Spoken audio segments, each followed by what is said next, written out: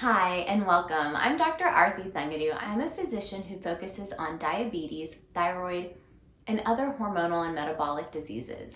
If you haven't watched them yet, please check out my prior videos on Hashimoto's thyroiditis, what it is, and the next video in this series that was on symptoms of hypothyroidism. Today, we're going to talk about laboratory evaluation for hypothyroidism.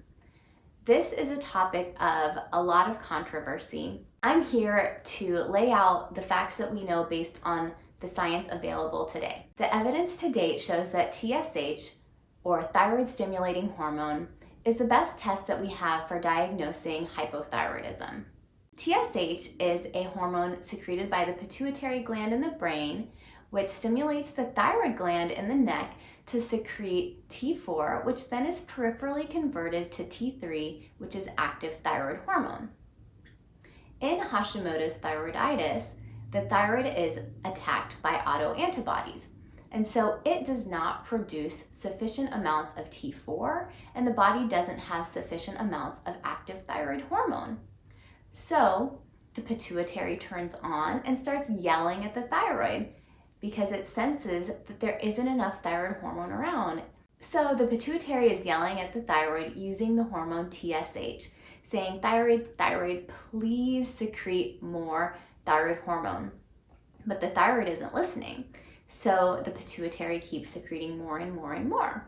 So although it's counterintuitive, hypothyroidism, or underactive thyroid, is diagnosed with a high TSH because it is a pituitary hormone. It is not a direct thyroid hormone.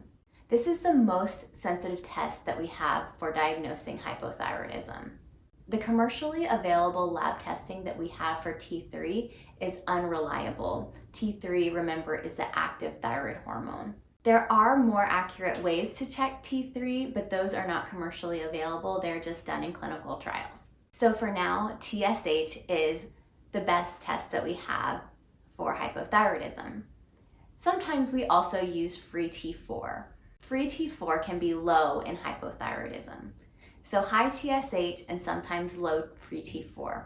And the reason that the evidence doesn't support widespread use of free T3 is because the assay itself is unreliable. It's not that we don't value what the free T3 level is, it's that we don't have a good way to measure it commercially available yet. There has also been a lot of recent interest in a test called reverse T3. Let's get into a little bit of physiology to help you understand what all of these tests mean. T4, inactive thyroid hormone, is converted to T3 as the body needs it by an enzyme called a deiodinase, D2. Some T4 is converted to reverse T3 or RT3 by a different deiodinase, D3. Reverse T3 is an inactive, inert form of thyroid hormone. Reverse T3 is rapidly degraded. While there is some thought that reverse T3 inhibits the activity of active T3, this has not been demonstrated through evidence. There are a few other thyroid labs, total T4 and total T3. Total T3 can be useful in assessing hyperthyroidism, but not as helpful in hypothyroidism. By measuring free T4 instead of total T4, we measure unbound hormone, which is a better assessment of thyroid hormone levels in hypothyroidism. There's another thyroid test called FTI, which is a more complicated assessment of thyroid function that is useful in some patients, but certainly not everyone.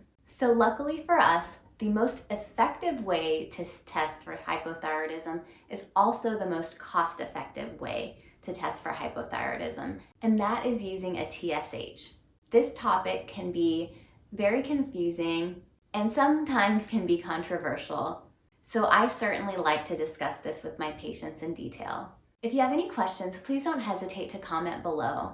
Also, please like and share with anyone who you think might find this content useful.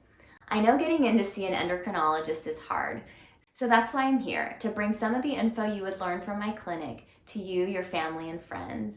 Thanks so much for being here, and see you next time.